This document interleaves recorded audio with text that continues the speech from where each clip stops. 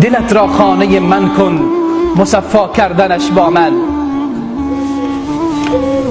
این دل را خانه خدا بکن، اعتراف بکن که ای خدا خانه ای تو اینجاست، قلب من، درون من، سینه من.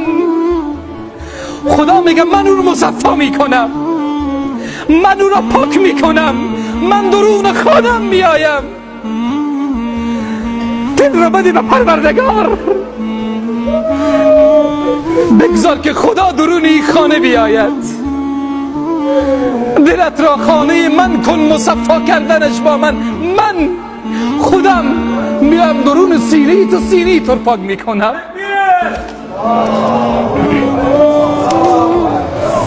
به من درد دل افشا کن، مداوا کردنش با من. برادر مشکل داره، به فضای مجازی میگذاره من مشکلات دارم. خدا میگه مشکل خور به الله عرض بکن، مداوا کردنش با من. من به سراغ تو میرسم. الله خود پروردگار میآید. اگر گم کرده ای دل کلید استجابت را، بیا یک لحظه با ما باش، پیدا کردنش با من. تو کلید استجابت را گم کردی، حیران و سرگردان میگردی. کلید استجابت به توبه کردن، به بازگشتن به سوی الله سبحانه و تعالی است. خدا میگه من کلید را میدهم. اگر در زندگی تو قفلی آمده، این کلیدش دست منه، من بازش میکنم. تو فقط بیا، فقط دست راست کن، فقط بگو ای الله زندگی من قفل خورده، کلید استجابت پیش توست. خدا میگه من خودم بازش میکنم. حتی کلید خدا دست بنده نمیده که بگی باز کن. خدا میگه من باز میکنم. خدایا شرمنده ایم. الله کلید زندگی تو باز میکند، قفل زندگی تو میشکناند. فقط به الله، به ذات خدا رجوع بکن، بازگرد به سوی پروردگار عالم. چی میگه خدا؟ خدا است چی میخواهد؟ خدا چی میخواهد؟ بیفشان قطره اشکی، یک قطره اشک، بیفشان قطره اشکی که من هستم خریدارش. الله اکبر. مالک زمین و سما، مالک بهشت و جهنم، خریدار اشک بنده گناهکار هست. بنده گناه کرده، اشک ریختانده. خدا میگه من اشک تو رو میخرم. خدایا اشک ما رو میخری؟ بله اشک تو رو میخرم. باز در برابر این اشکی که از ما میخری، ما برای تو چی بدیم؟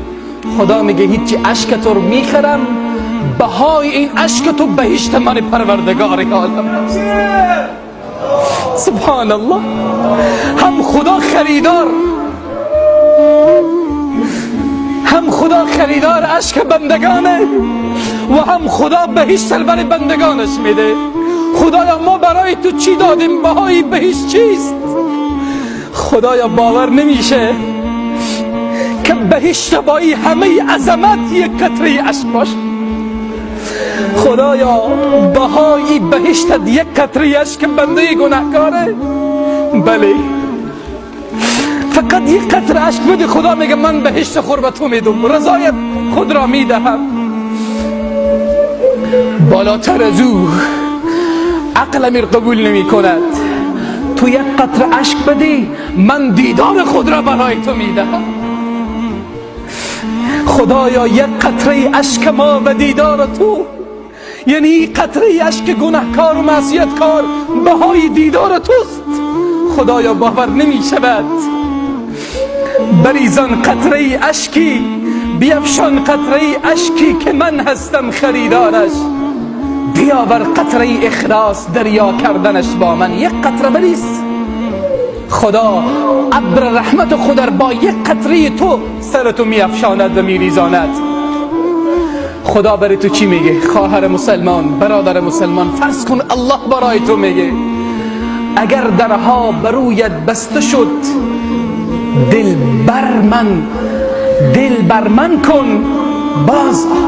هر دریچه ها بسته شد، دروازه ها بسته شد، دل از همه بکن، بیار دل خود را به طرف پروردگارت.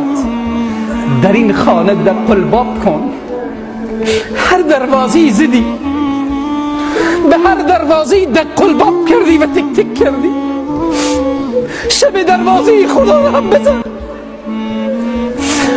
دروازی رحمت خدا را هم یک شب بزن. در این خانه در قلباب کن. باز کردنش با من بازش میکنم. تو نمیگذارم دست بزنی باز بکنی.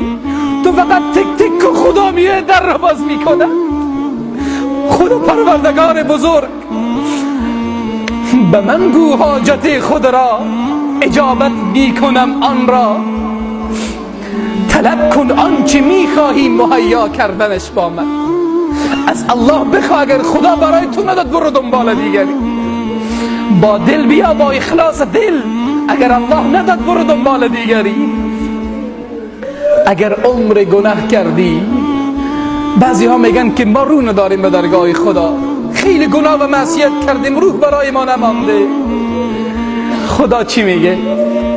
الله خودش میگه اگر عمر گناه کردی مشو نومید تو از رحمت.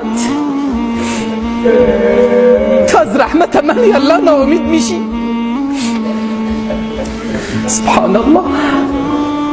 اگر عمر گناه کردی مشو نومید تو از رحمت. تو توبه نامه را بنویس که امضا کردنش با من. تو فقط نوشته کن، بگو ای الله گناه و معصیت کردم، الله امضا میکند. یک قطره اشک بهای دیدار خدای تبارک و تعالی است. یک قطره اشک بهای بهشت و جنت الفردوس پروردگار عالمه. یک قطره اشک